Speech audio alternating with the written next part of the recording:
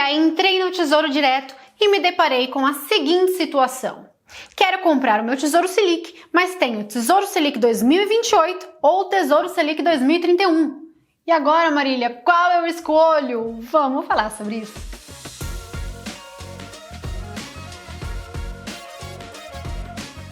Eu tô aqui para te ajudar. Fica tranquilo, vai dar tudo certo. O Tesouro Selic é um título do Tesouro que você não perde dinheiro, né? Teoricamente, depois eu vou explorar mais essa afirmação que eu tô fazendo. Mas é um título que você compra quando você é bem conservador, ou então quando você não quer oscilação na sua rentabilidade, porque ele vai te render sempre o quê? Taxa Selic. Ele nunca vai te render menos 20%, menos 30%, né? Como um IPCA mais pode render, ou como um pré-fixado pode render em um determinado momento. Não. O Tesouro Selic sempre vai render um valor positivo, desde que a Selic sempre seja uma taxa positiva. Então, se a Selic tiver 15%, que é o que está hoje, o seu Tesouro Selic vai render, grosso modo, 15%. E aí, cada dia ele rende um dia de Selic equivalente de 15%, que acho que dá 0,03, sei lá, alguma coisa assim, por cento, tá? E como todo Tesouro Selic rende o equivalente dia da Selic, que é uma só, todo o Tesouro Selic, tanto o 2028 quanto o 2031, rendem a mesma coisa, que a taxa Selic. Então, quando você pensa num cardápio enorme de vencimentos de Tesouro Selic, você pode imaginar que todos rendem a mesma coisa, tá? Então, teoricamente, tanto faz você comprar o Tesouro Selic 2028 ou o Tesouro Selic 2031, que você vai render Selic, ou o Tesouro Selic 2035, ou o Tesouro Selic 2029, enfim. Aqui no Tesouro Direto só tem esses dois disponíveis, mas no mercado institucional tem vários vencimentos disponíveis, tá? Tanto faz o Tesouro Selic que você vai comprar, todos eles vão render Selic, tá? Então isso é muito importante de entender. Agora, tem algumas condicionantes que vão te ajudar a escolher melhor o mais curto ou o mais longo. E eu vou dar um argumento muito bom para você escolher o mais longo e vou dar um argumento muito bom para você escolher o mais curto. E você vai ficar em dúvida e depois eu vou falar o que eu acho, tá? E você vai me falar o que você acha também, porque a gente tá aqui para conversar, tá? A gente gosta de bater papo. Então vamos lá. Vamos começar com o argumento negativo para você comprar o mais longo. Quando você entra no Tesouro Direto, eu entrei aqui, você vai ver que este título rende Selic mais 0,04%. Ou seja, se a Selic tiver 15, ele vai te render 15,04. É importante também entender que existe a Selic meta, que é a que o Banco Central decide, que é 15, e existe a Selic efetiva, que é a Selic que de fato é negociada no mercado interbancário, no mercado, né, de compromissadas, enfim. E essa Selic efetiva, ela é aproximadamente 10 bases abaixo da Selic meta. Então, se o Banco Central decidiu que a Selic é 15, a Selic efetiva vai ser 14,90, ok? Então, hoje a Selic é 14,90. Com 2028, como ele está 14,90 mais 0,04, você vai render 14,94, tá? Se a Selic mudar para 10 amanhã, você vai render 10,04. E assim você vai rendendo o equivalente dia todo santo dia, conforme a Selic vai mudando e subindo, você vai rendendo mais, conforme a Selic vai mudando e subindo e caindo, você vai rendendo menos, ok? O 2031 tá com uma taxa um pouquinho maior, né? Ele tá com Selic mais 0,09. Então, você pode pensar assim, então eu vou escolher o mais longo, porque o mais longo vai ter uma rentabilidade micronésima ali um pouquinho melhor, né? Mas tem um porém. Essa taxinha aqui, ela é uma parte pré-fixada de um título pós-fixado. O título pós-fixado, ele não sofre marcação a mercado porque a Selic subiu, a Selic caiu. E por conta disso não tem como você perder dinheiro, lembra o que eu te falei? Mas, neste componente pré-fixado, nessa microtaxinha, tem como você perder dinheiro se ela subir ou cair, tá? É uma microtaxinha, geralmente ela sobe e desce merreca, você nem percebe, não influencia praticamente nada na sua rentabilidade. 90%, aliás 99% das vezes, essa microtaxinha não vai influenciar em praticamente nada na sua rentabilidade. Mas, e sempre tem um mas, tem épocas que essa microtaxinha oscila bastante, tá? Então eu vou mostrar para vocês um exemplo do que aconteceu com o Tesouro Selic 2025 durante o ano de 2020, na pandemia. Lembra que na pandemia, 2020 tivemos a pandemia, e aí o governo lançou o auxílio emergencial, auxílio emergencial de R$300, R$600, enfim.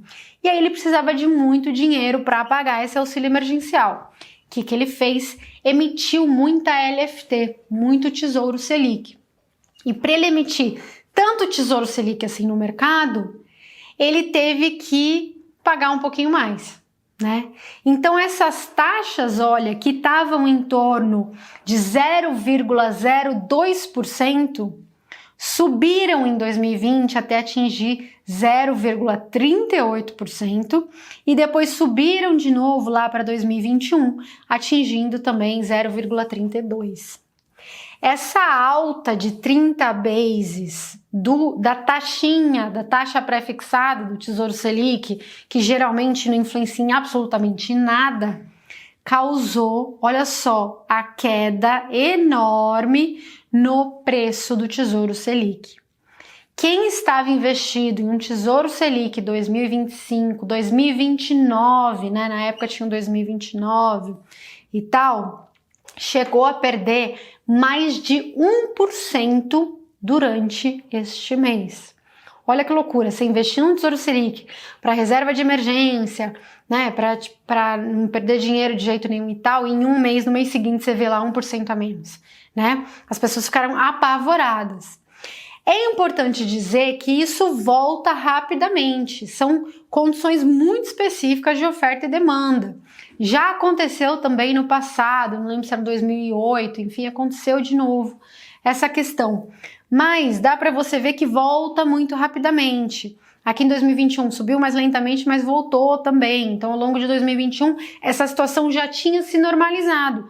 Tal que a tendência do PU, do Tesouro Selic, já se normalizou, Então a gente viu, por exemplo, muitos fundos Tesouro Selic simples, quando você olha em 2020, eles estão com uma performance muito ruim e depois voltaram, Ou então fundos de crédito privado também, uma performance muito ruim em 2020 e depois voltaram. Foi exatamente por conta desse movimento do Tesouro Selic.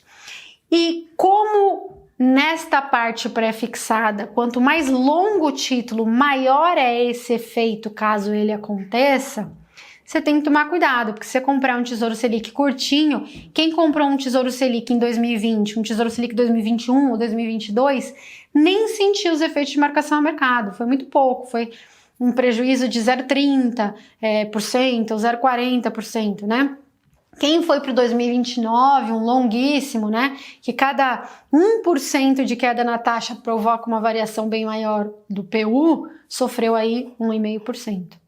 Então, quanto mais longo for o título, mais sensível ele é a essa microtaxinha. 99% dos casos, não vai acontecer nada com essa microtaxinha, ela vai continuar num valor muito baixo, com leves oscilações de oferta e demanda, e você pode ir tranquilamente no mais longo. Mas vão ter essas épocas que ela vai oscilar um pouco mais, e aí sim, o Tesouro Selic vai sofrer marcação a mercado. Marília, não quero sofrer marcação a mercado nunca na vida, eu tenho pavor de marcação a mercado, não entendo nada sobre isso. Como é que eu teria me resguardado, por exemplo, desse efeito? Se você tivesse em CDBs, pós-fixados, porque o CDB não sofre marcação a mercado. Então, se você tivesse num CDB do Itaú a 100% CDI, por exemplo, do Bancão, Bradesco, enfim, aí você não tinha sofrido essa marcação a mercado. Por outro lado, outra coisa que você podia fazer também é ter um Tesouro Selic de prazo mais curto e aí a oscilação ia ser micro, tá? Então, Eu não quero que vocês fiquem super impressionados com isso, porque é uma coisa que acontece muito raramente mesmo. Mas é importante vocês entenderem que acontece sim. Então, olhando só por esse ponto, você poderia se sentir estimulado a ter um título de vencimento mais curto. Agora eu vou falar sobre o outro argumento e dizer por que pode ser muito positivo você pegar exatamente o título mais longo. Mas antes disso, eu vou te avisar que a gente abriu finalmente as agendas para você ter uma conversa com o nosso pessoal da Nord Wealth. Essa conversa é sem compromisso, você vai mostrar a sua carteira e imediatamente eles já vão te falar o que eles acham que tá bom, o que não tá bom, o que eles acham que pode dar marcação ao mercado positiva, o que eles acham que não é o melhor momento agora.